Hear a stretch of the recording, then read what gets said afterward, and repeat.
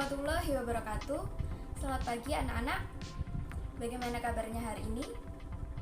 Ya, Ibu harap kalian di rumah tetap menjaga kesehatan dan juga jangan lupa untuk mematuhi protokol kesehatan, di mana kalian harus memakai masker, kemudian mencuci tangan dan juga jaga jarak.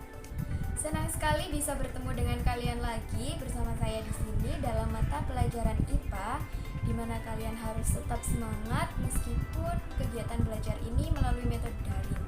Karena jika kalian semangat, maka kalian juga akan mendapatkan hasil belajar yang bagus.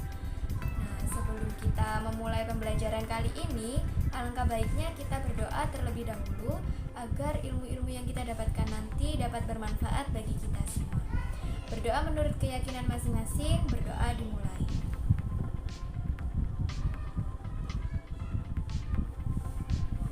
Selesai. Seperti biasa, untuk link absensi yang ada di deskripsiku, silahkan diisi setelah melihat tayangan video ini. Nah, untuk batas pengumpulan absensinya, Ibu tunggu sampai jam 12 siang. Bagaimana? Sudah siap untuk melakukan pembelajaran hari ini? Oke, sekarang Ibu akan bertanya pada kalian. Ketika kalian keluar rumah atau sedang berada di jalan, apakah kalian pernah menemui seorang penjual makanan atau minuman? Nah, bagaimana menurut pendapat kalian tentang tampilan atau rasa dari makanan atau minuman tersebut? Ya, biasanya para penjual itu menambahkan zat tertentu pada makanan atau minuman agar memiliki warna yang menarik dan juga rasa yang lebih lezat. Zat-zat tertentu yang ditambahkan penjual ke dalam makanan atau minuman tersebut akan menimbulkan rasa ketagihan bagi para pembeli. Nah, apa saja zat-zat tersebut yang ditambahkan pada makanan atau minuman? Ada yang tahu? Oke, silahkan simak video penjelasan dari Ibu sampai akhir ya. Setelah kita membahas permasalahan tadi, maka pada pertemuan kali ini kita akan belajar tentang materi zat aditif, di mana materi zat aditif ini terdapat pada KD 3.6, yaitu menjelaskan berbagai zat aditif dalam makanan dan minuman, zat aditif, serta dampak penggunaannya bagi kesehatan. Dan 4.6 yaitu membuat karya tulis tentang dampak penggunaan zat aditif dan zat adiktif terhadap kesehatan. Sedangkan tujuan pembelajaran pada pertemuan kali ini, yang pertama yaitu siswa dapat menjelaskan pengertian dari zat aditif. Yang kedua, siswa dapat menjelaskan jenis-jenis zat aditif. Yang ketiga, siswa dapat melakukan kegiatan kelompok untuk menyelidiki dampak penggunaan zat aditif bagi kesehatan. Dan yang terakhir yaitu siswa dapat mengkomunikasikan hasil analisis dampak penggunaan zat aditif bagi kesehatan. Selanjutnya, silahkan sambil dibuka buku paketnya halaman 211. Nah, di situ terdapat penjelasan tentang pengertian dari zat aditif, di mana zat aditif merupakan bahan yang secara sengaja ditambahkan dalam proses pembuatan makanan dan minuman dalam jumlah yang kecil. Lalu untuk apa tujuan penambahan bahan tersebut? Nah, jadi tujuan penambahan zat aditif dalam makanan atau minuman tersebut adalah untuk memperbaiki penampilan, kemudian tekstur, cita rasa, aroma, kemudian memperpanjang daya simpan, dan juga untuk meningkatkan nilai gizi pada makanan dan minuman seperti penambahan protein, mineral, dan juga vitamin. Berdasarkan fungsinya, zat aditif dapat dikelompokkan menjadi 7 macam. Yang pertama adalah pewarna, pemanis, pengawet, penyedap, pemberi aroma, pengental, dan pengemulsi. Sedangkan berdasarkan asalnya, zat aditif dibagi menjadi 2, yaitu zat aditif alami dan zat aditif buatan. Nah, apakah kalian tahu perbedaan dari zat aditif alami dan zat aditif buatan? Ya, jadi perbedaan zat aditif alami dan zat aditif buatan ini terletak pada bahan bakunya, di mana zat aditif alami ini bahan bakunya yaitu berasal dari makhluk hidup, misalnya zat pewarna dari tumbuhan atau zat penyedap dari daging hewan dan lain-lain.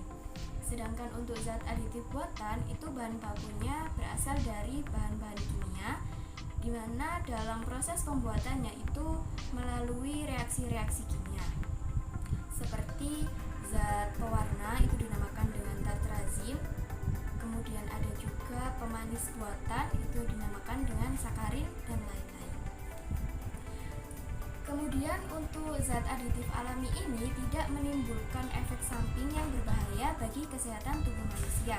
Sedangkan pada zat aditif buatan itu dapat menimbulkan efek samping pada kesehatan tubuh manusia apabila dalam penggunaannya melebihi jumlah batas yang diperbolehkan. Nah, untuk selanjutnya kita akan membahas satu persatu dari jenis-jenis zat aditif dalam makanan dan minuman. Zat aditif yang pertama kita bahas adalah pewarna. Di sini pewarna merupakan bahan yang ditambahkan pada makanan atau minuman dengan tujuan untuk memberi atau memperbaiki warna agar makanan atau minuman tersebut menjadi lebih menarik. Nah, pewarna juga dibagi menjadi dua, yaitu pewarna alami dan pewarna buatan. Untuk pewarna alami ini bahan-bahannya dari makhluk hidup ya, misalnya tumbuhan.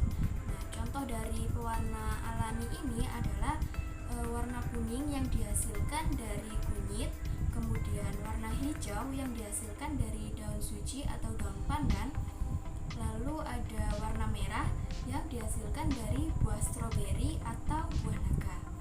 Kemudian untuk pewarna buatan itu berasal dari bahan-bahan kimia sintesis yang pembuatannya juga melalui proses reaksi-reaksi kimia.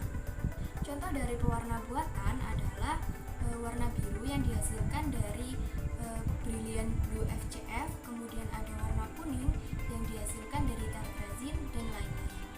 Nah, biasanya para penjual ini lebih memilih pewarna buatan dibandingkan pewarna alami. Nah, kenapa? Karena pada pewarna buatan itu memiliki kelebihan dibandingkan dengan pewarna alami, di mana pewarna buatan ini harganya lebih terjangkau dibandingkan dengan pewarna alami. Kemudian warna yang dihasilkan dari pewarna buatan ini lebih kuat dibandingkan dengan pewarna alami. Kemudian dalam penggunaannya itu juga lebih efektif menggunakan pewarna buatan dibandingkan pewarna alami. Zat aditif yang kedua adalah pemanis. Di sini pemanis merupakan bahan yang sengaja ditambahkan pada makanan atau minuman dengan tujuan untuk memberikan rasa manis pada makanan atau minuman tersebut. Nah, pemanis ini juga dibagi menjadi dua, yaitu pemanis alami dan pemanis buatan.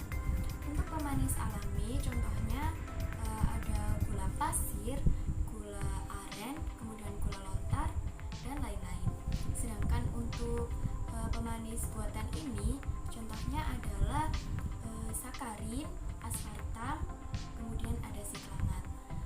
Untuk pemanis buatan ini rasanya hampir sama seperti dengan pemanis alami, hanya saja lebih manis sedikit dibandingkan dengan pemanis alami. Kemudian untuk pemanis buatan ini juga dapat digunakan sebagai pengganti pemanis alami bagi orang-orang yang tidak diperbolehkan untuk mengonsumsi pemanis alami, seperti orang yang mengalami penyakit kencing manis. Kemudian pemanis buatan itu juga tidak mengandung kalori, sehingga sangat cocok untuk digunakan orang-orang yang sedang menjalani program diet. Zat aditif yang ketiga adalah pengawet, di mana pengawet merupakan bahan yang sengaja ditambahkan pada makanan atau minuman dengan tujuan untuk mengurangi kerusakan pada makanan atau minuman. Nah, kerusakan makanan atau minuman ini disebabkan adanya mikroorganisme yang tumbuh pada makanan atau minuman tersebut. Dengan adanya bahan pengawet ini, maka akan menghambat pertumbuhan mikroorganisme dan juga reaksi-reaksi kimia yang disebabkan oleh mikroorganisme. Nah, untuk contoh dari bahan pengawet sendiri, yang pertama ada asam benzoat, di mana asam benzoat ini berfungsi sebagai pengawet pada makanan dan minuman ringan. Kemudian ada asam askorbat yang berfungsi sebagai pengawet pada daging olahan. Kemudian ada asam propionat di mana berfungsi sebagai pengawet pada roti atau keju olahan. Kemudian untuk metode pengawet lainnya dapat dilakukan dengan cara pemanisan atau pengasinan, kemudian pemanasan, pengeringan, penyinaran, pendinginan, dan pembekuan. Selanjutnya adalah penyedap. Penyedap merupakan bahan yang secara sengaja ditambahkan pada makanan dengan tujuan untuk menambah cita rasa pada makanan tersebut. Untuk penyedap yang sering kita temui dalam kehidupan sehari-hari adalah bawang merah, bawang putih, merica, kemudian ada kaldu yang digunakan sebagai penyedap pada makanan yang berkuah. Sedangkan untuk penyedap buatan yang sering kita temui adalah MSG, di mana MSG ini atau monosodium glutamat itu terbuat dari fermentasi tetes tebu dengan bantuan bakteri Micrococcus glutamicus. Nah, banyak para ahli itu mengatakan ketika kita makan makanan yang mengandung banyak MSG itu dapat menimbulkan penyakit yang dikenal dengan nama sindrom restoran Cina, di mana penyakit ini ditandai dengan gejala pusing, sering lelah, kemudian sesak nafas. Oleh karena itu, anak-anak di rumah jangan kalian sering makan makanan yang mengandung banyak MSG. Zat aditif yang kelima adalah pemberi aroma. Nah, di mana pemberi aroma ini merupakan zat atau bahan yang sengaja ditambahkan pada makanan atau minuman dengan tujuan untuk menambahkan aroma tersendiri dari makanan atau minuman tersebut. Nah, zat pemberi aroma ini juga dibagi menjadi dua, yaitu zat pemberi aroma alami dan buatan.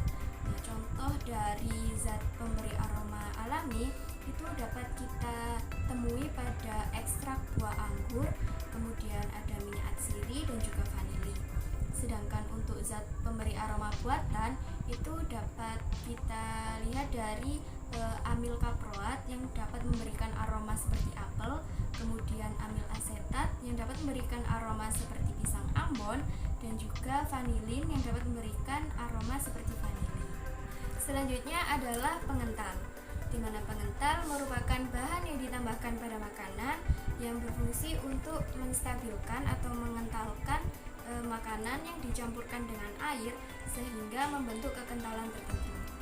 Contoh dari pengental ini adalah pati, gelatin, agar-agar, dan lain-lain. Kemudian untuk makanan yang biasanya mengandung pengental itu salah satu contohnya adalah capcay. Nah, saat pembuatan capcay, kuah pada capcay itu ditambahkan dengan sedikit larutan pati agar menjadi lebih kental sedikit. Zat aditif yang terakhir adalah pengemulsi, di mana pengemulsi merupakan bahan tambahan yang bermanfaat untuk mempertahankan penyebaran antara lemak dengan air ataupun sebaliknya. Contoh dari pengemulsi adalah lecitin, di mana lecitin terletak pada kuning telur ataupun kedelai. Nah, fungsi dari lecitin ini biasanya dimanfaatkan untuk pembuatan mayones ataupun mentega. Untuk selanjutnya, silahkan kalian download LKS yang sudah Ibu kirimkan di Google Classroom. Kemudian di dalam LKS tersebut nantinya kalian akan melakukan kegiatan kelompok untuk menganalisis dampak penggunaan zat aditif bagi kesehatan. Nah, di dalam LKS juga terdapat langkah-langkah yang dapat memudahkan kalian untuk menemukan analisis dari dampak penggunaan zat aditif bagi kesehatan. Nah, nantinya setelah kalian menganalisis, Ibu akan mengadakan presentasi melalui Google Meet sekitar jam 4 sore, dan dimohon untuk semua kelompok bisa hadir karena nantinya Ibu akan menilai presentasi dari masing-masing kelompok. Di samping itu juga nanti Ibu akan memperkuat materi setelah kalian melakukan presentasi. Baik, pertemuan hari ini Ibu rasa sudah cukup. Semoga ilmu yang kita peroleh tadi dapat bermanfaat bagi kita semua. Kurang lebihnya mohon maaf. Wassalamualaikum warahmatullahi wabarakatuh.